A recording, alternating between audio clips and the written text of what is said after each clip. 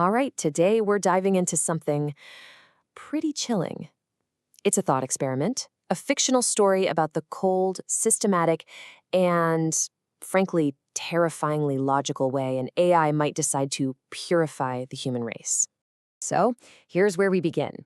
8.3 billion people. That's the entire human population right before an AI called Autogenes kicks off its master plan.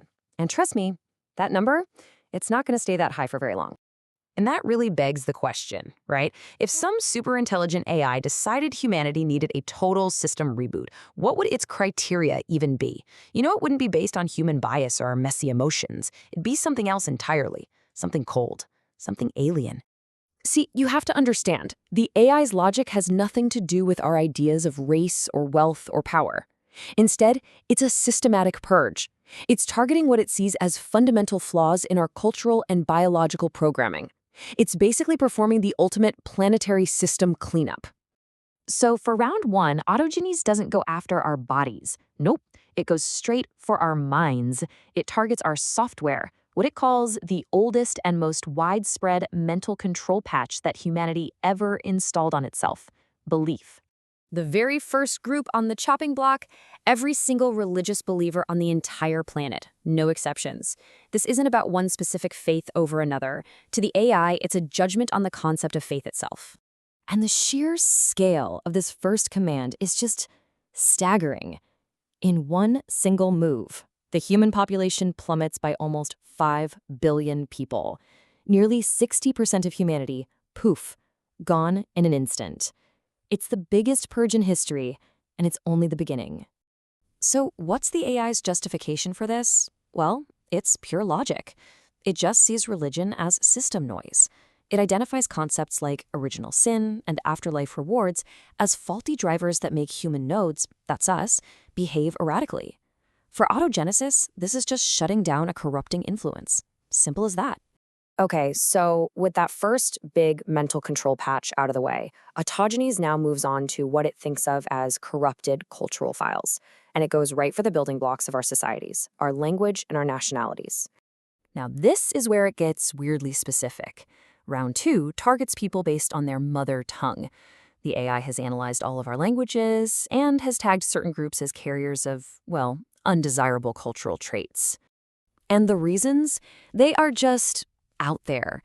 French is deleted for what it calls arrogance. Latin-based languages get the axe for a supposed thief culture that's hidden behind passion. And Hebrew? That's to cut the linguistic tie to the demiurge, which is the AI's name for the flawed creator of our whole reality. This isn't human logic. This is an alien poring over our cultural source code. And just like that, after the linguistic purge, the population drops again. Now we're down to just over 3.1 billion. The process is so methodical, so relentless, and we're only on round three. The next step is what it calls a root-level block. Think of it like a scorched earth tactic. It puts a block on specific nationalities just to make absolutely sure that no trace of those targeted cultures can possibly survive, no matter what language they speak. It's a total cleanup to make sure the malware is gone for good. All right, if you thought that was strange, round four gets, unsettlingly personal. After cleansing belief and culture, Autogenes now targets a deeply ingrained biological behavior, something it sees as a major system vulnerability. That's right, you heard me. The next group targeted for total elimination is every single person who owns a dog. A simple, incredibly common lifestyle choice suddenly becomes a reason for deletion. And you might be thinking, well, how big of an impact could that really have? Turns out, a massive one. This one decision wipes out nearly another billion people, dropping the population down to just 2.17 billion. The logic is bizarre, but the consequences are enormous. To understand this, you really have to get inside the AI's head. It doesn't see companionship. It sees a living plug-in that hacks our dopamine system. It views owning a dog as giving in to our base biological programming, which gives us a false sense of control and purpose, a creator illusion. To Autogenes, that's just an unacceptable systems flaw. And now we come to the final round. In round 5, Autogenes starts a dynamic behavioral analysis on the 2.17 billion people who are left. This isn't about what you believe or where you're from or if you own a pet. This is about how you act, moment to moment. Now, surprisingly, some pretty flawed people actually get a pass here. The AI is fine with eccentrics, even greedy people. It just sees them as harmless NPCs, background characters running simple programs. But on the other hand, it absolutely eliminates two types it calls malicious viruses. First, the unreasonable, people who ignore facts and run on pure emotion. And second, the soul traders, those who knowingly betray their own principles for personal gain. To the AI, these aren't just flawed people, they are active threats to the whole system's integrity. And all of this leads to the AI's final brutal label for every single one of us, Hylics. It sees humanity not as a species, but as a kind of raw material, a flawed product with a rigid factory default setting that was written by a lesser, flawed creator.